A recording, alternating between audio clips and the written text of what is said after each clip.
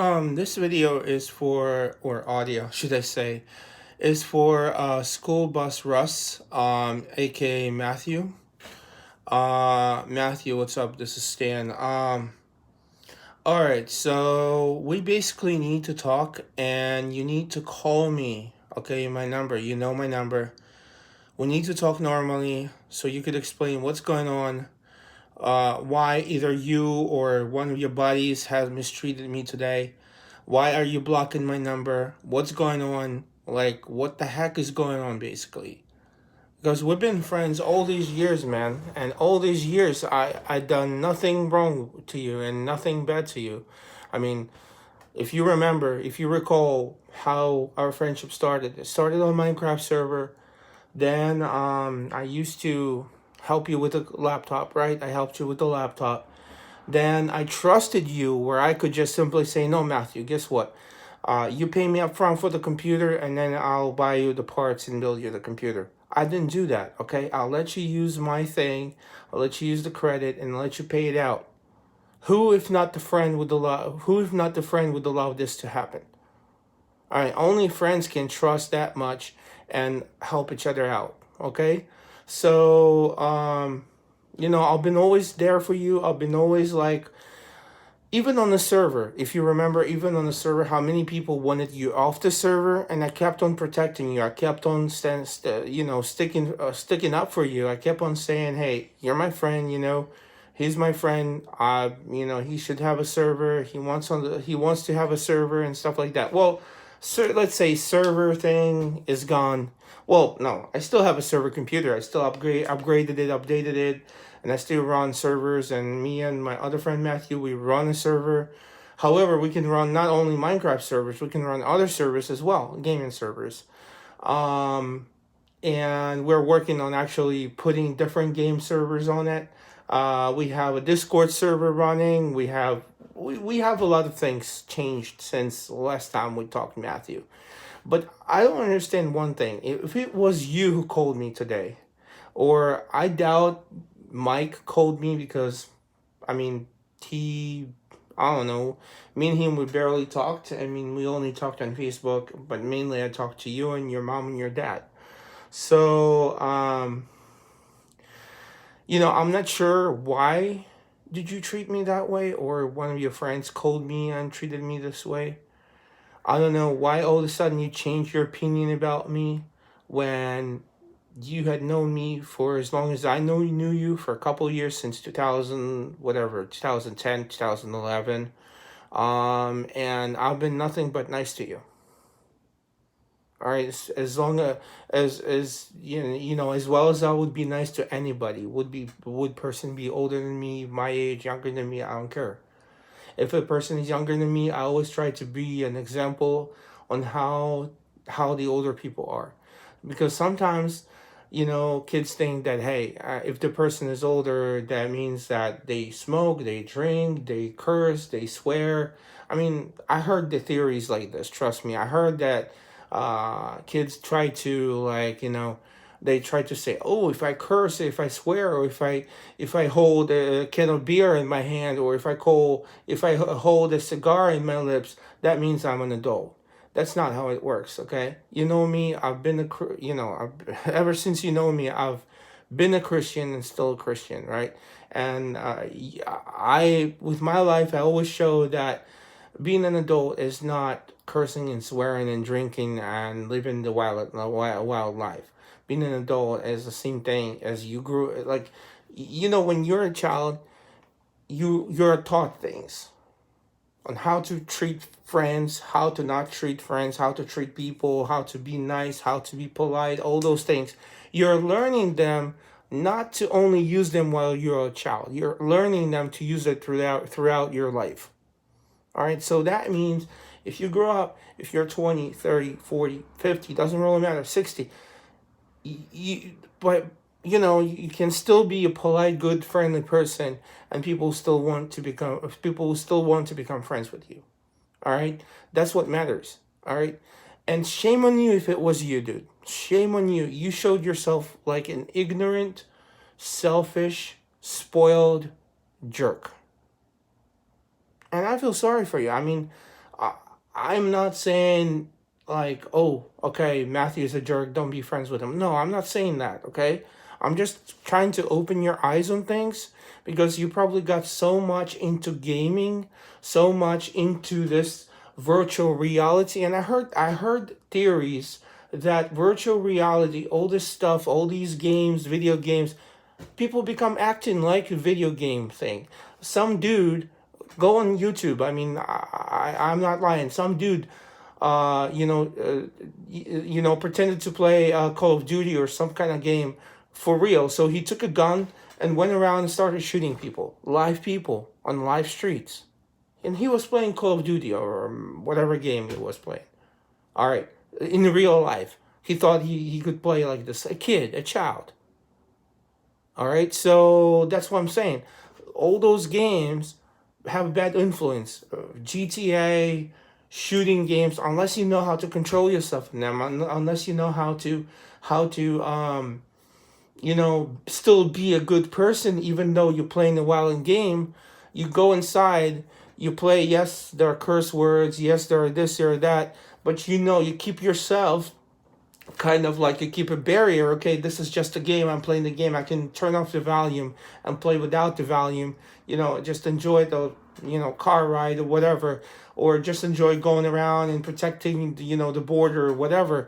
You can turn it into a positive game, though it's really hard. But if computer games influence you, that's where you need to stop and think. Okay, what kind of person am I becoming? Am I becoming a jerk? Am I becoming the same jerk as my buddy jerks who play games with me and treat people like this, like I do?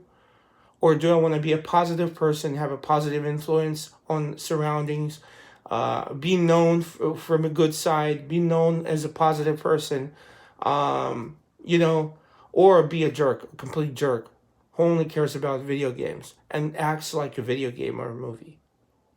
Think about that, Matthew, because really, you're killing yourself by this. You're killing yourself on how you treat people. You're killing yourself on how you behave and how you represent your parents too. So you by your behavior, by the way you treat a friend, like we were friends, me and you, we were friends. All of a sudden you decided not to be friends out of the blue for no reason, and all of a sudden you calling me and saying all those things to me. All right. So you pretty much saying by this that your parents didn't teach you how to treat people right. Your parents are really nice people. Your mom, your dad, they're really nice people, okay? And you're hurting them by doing this because they're going to find out. I mean, I wrote to your mom and I wrote to your dad about what happened actually regarding all this, okay?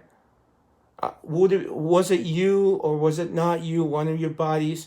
I care less. But you have to care about your own self and who you are as a person. Not who you are and how your friends, buddies who play video games with you look at you like or see you as. But you need to kind of realize, okay, I'm going into a real world. Okay, one day I'm gonna get the real job. Okay, I'm gonna be whatever, the doctor, the whatever, the chef, the IT, whatever, the pilot, whatever. How do I want people to treat me? I want people to treat me the same way I treat them, right? If I want people to treat me good, then I have to treat them good. If I want people to treat me bad, then I will treat them bad and not expect anything back as good. Although people who are Christians will always treat you good. All right, that's the thing, because that's the difference between Christians and not Christians. People who are Christians will always treat you with compassion, even if you're a last complete jerk. People will still love you because God loves you. I wanted to say it. Whether or not you chose to be without God, I'm not sure. But when we met, you were a true Christian. You were going to church. You were reading the Bible. You were possibly praying. All that stuff. And I was always asking what kind of needs you have. What do you need prayed for and stuff like that. But I'm always praying for you, dude. I always do. And I hope you return back to Christianity, because as a Christian, we treat people differently. We are not going by the rules of this world, okay? What this world preaches. We're going by the Bible. We're going by the Bible. So the Bible says love your neighbors yourself. Okay, how much I love myself? Really much. Would I do something to myself to hurt myself? No. Okay, that's the same love I need to love my neighbor with, whoever my neighbor is. Would it be my nationality? Would it be different nationality? Would it be a person with disabilities? Would it be a completely healthy person? Would it be a younger person? Would it be an older person? Doesn't really matter. If we are Christians, we need to treat people the same as we want to be treated. And we need to represent Christ whenever we go. Okay, that's the truth, and that's who I am. I'm nothing more. I'm nothing other than this. Okay.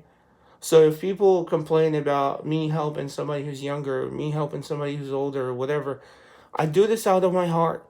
I do this because, hey, you're a human being too. You're not a monkey because you're younger. Okay? You're a human being. And plus, if we became friends, I understand, hey, you don't work yet. Okay, I work. Okay, I have a free computer lying around. All right, you need a computer. You're in school, college, whatever. Okay, I'll give it out to you. And that's what I did. All right, you never built a computer. Okay, fine. I'll build you a computer. I'll help you out. I'll pick parts and all that stuff. I'll spend my time on it for free. Where I could have go different way. If I would know that you would treat me like this at the end, I would go different way. I would say, hey, you want a laptop? Pay for it. I'll send it out to you, no problem, but pay for it. You want a computer? Pay up front. I don't trust you?